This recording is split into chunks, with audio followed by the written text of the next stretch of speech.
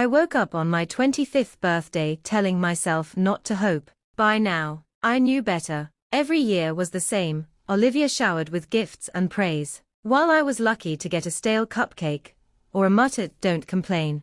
That morning, Mom knocked on my door with a syrupy, sing-song voice. "Get up, birthday girl. We have a surprise for you."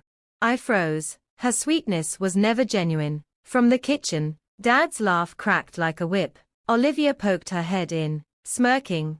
"Finally getting something. Try not to faint." For one fragile second, I almost believed maybe turning 25 meant they would finally see me as human. At breakfast, there was no cake, no gift, just Mom sliding a strip of fabric across the table. "Put this on." A blindfold. When I hesitated, Dad slammed his hand against the table, rattling the dishes. "Do it, don't ruin your own birthday." Olivia clapped her hands like a delighted child. "This is going to be amazing." I tied it on. Darkness pressed against my eyes. Their footsteps circled me like predators, before gripping my arms and dragging me outside. The cold air stung my face. I didn't speak. The car ride was silent except for Olivia humming a mocking version of Happy Birthday. Dad drove fast, every bump in the road like a threat. When the car stopped, I heard it, barking. Dozens of dogs. My chest tightened. Mom ripped off the blindfold, and sunlight stabbed my eyes. We were at a rundown dog shelter. The sign creaked in the wind, the smell of damp fur and concrete heavy in the air. A volunteer walked past, staring. Dad shoved me forward so hard I fell onto the dirt. "Happy birthday, Mutt," he roared, laughing. Mom folded her arms. "Even dogs deserve better than you." Olivia pulled out her phone, recording. "Smile, birthday girl. Best party you'll ever have." Their laughter rang out, not just amusement, but triumph. This was the gift they had prepared. When the volunteer tried to step closer, Dad barked. "Mind your business, we're just leaving trash where it belongs." They drove off, tires spraying dirt, their faces alight with joy at my humiliation. The barking closed in around me. I wasn't a daughter, not family, just something discarded.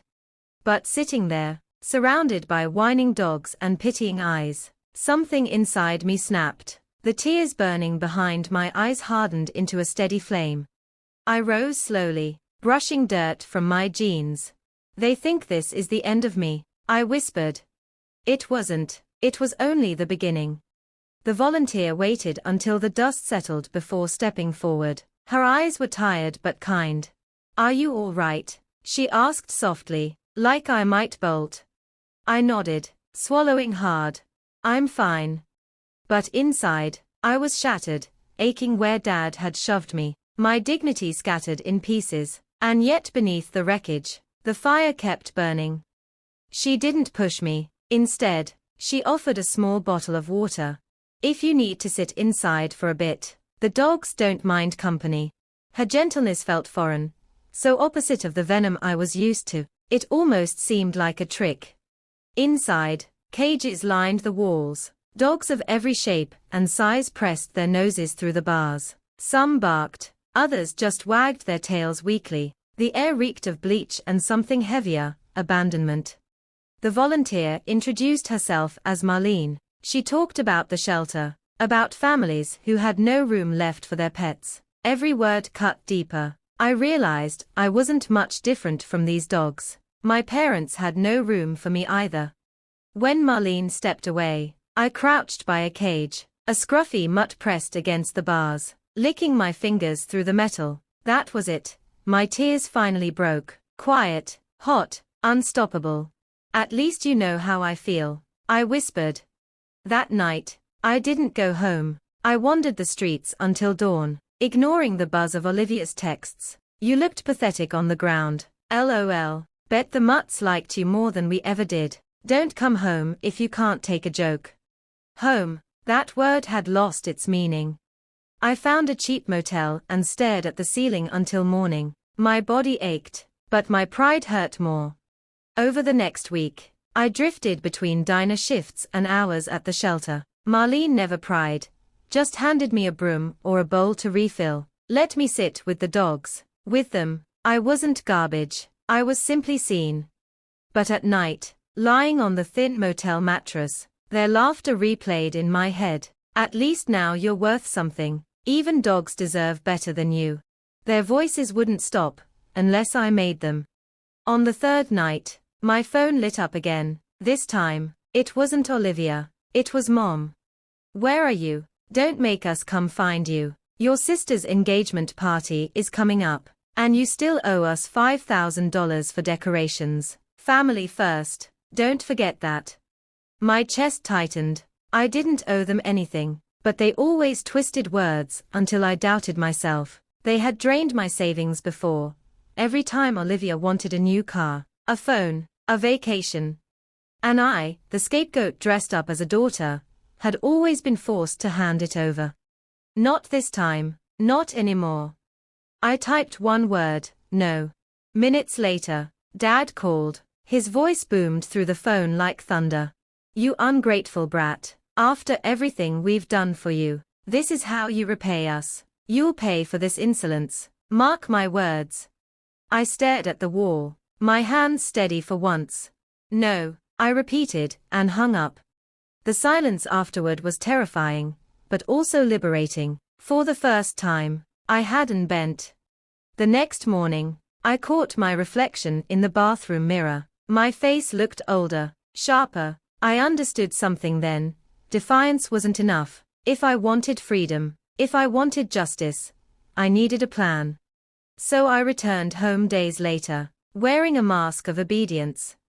Olivia sneered the moment I stepped through the door. Oh, look, the runaway mutt crawled back. Dad's eyes narrowed.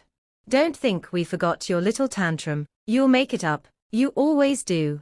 Mom shoved a shopping list into my hand before I could even set my bag down. Groceries, and don't cheap out. Remember when Olivia imported chocolates for her engagement? I smiled, but it was hollow. Inside, my mind was racing. Every insult, every shove, every dollar they stole. I stored it away like ammunition.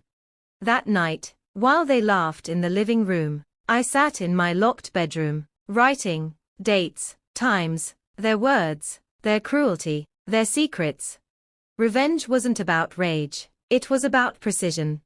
Over the next month, I played the role they expected, the obedient daughter, the disposable sister. I fetched, I cleaned, I nodded, but quietly, I siphoned money from each paycheck into an account they didn't know existed. I asked casual questions, listened closely, and pieced together truths they thought I was too blind to see.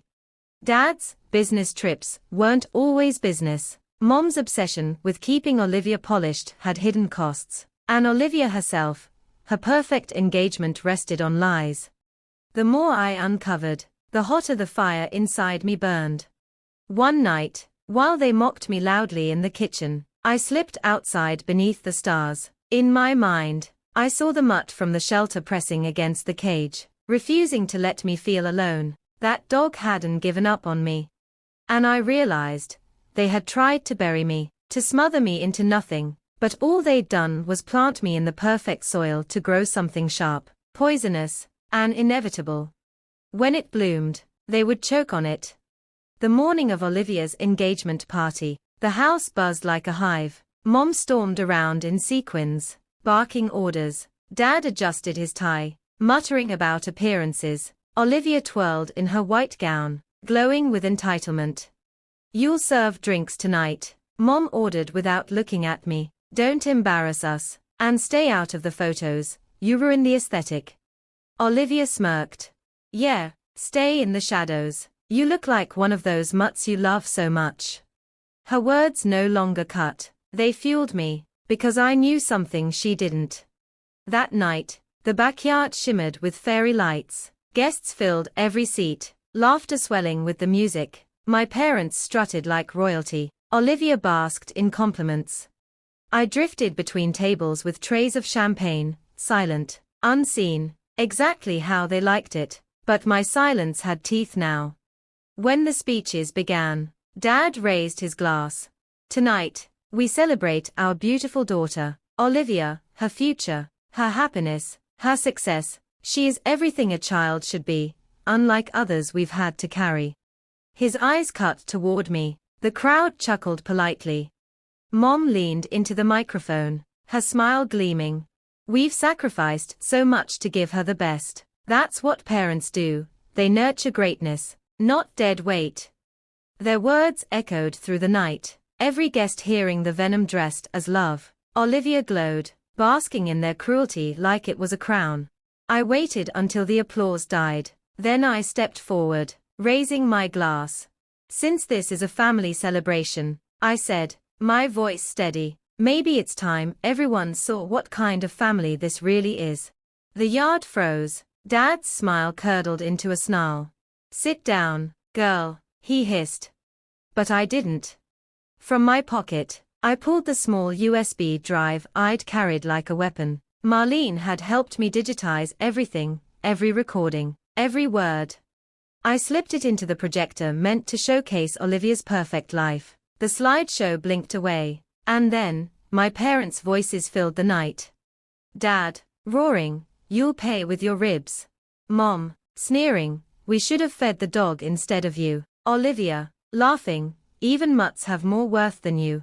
Gasps rippled through the crowd. Champagne glasses paused mid-air. Olivia's fiancé froze, smile gone. Dad lurched forward, red-faced. Turn it off. I stepped back, steady. Why, isn't this the family you're so proud of? Let them see. Another clip rolled, this time about money. Dad, boasting, she'll pay for Olivia's engagement, or I'll break her ribs again. What's she going to do? Run to the dogs? Mom's laughter echoing behind him. Olivia's fiancé's parents stiffened. His mother's lip curled. His father muttered something under his breath, disgust plain on his face. And then, Olivia's own voice. Of course I didn't pay for the ring. My loser sister did. She always pays. Her fiancé turned on her, his chair scraping the patio. Is that true? She stammered, reaching for him. He recoiled, fury etched across his face. The backyard cracked open. Guests whispered, some slipping away in silence, others gawking. My parents' carefully built facade shattered in real time, splintering with every word. Olivia shrieked at me, voice breaking. You ruined everything, you jealous freak. I didn't move, I didn't blink, I only looked at the man she was supposed to marry. You deserve to know who you were marrying, I said, calm. And then, I walked away. Behind me, chaos detonated. Olivia's fiancé stormed out. His parents followed. Guests scattered. My parents clawed at the air, shouting excuses, desperate to patch their bleeding reputation. The screen kept looping, insults, laughter, cruelty, until it was all anyone could hear. By the time I reached the street, Olivia's screams and Dad's roars still shook the walls. I didn't look back. At the shelter, the mutt who had once licked my hand pressed against the bars when I stepped inside. His tail wagged, steady and sure. Marlene looked at me with knowing eyes. You look lighter, she said softly. I crouched, letting the dog nuzzle into my palm. Because I finally let them choke on their own poison. I whispered, for the first time in my life, I don't feel worthless, I feel free.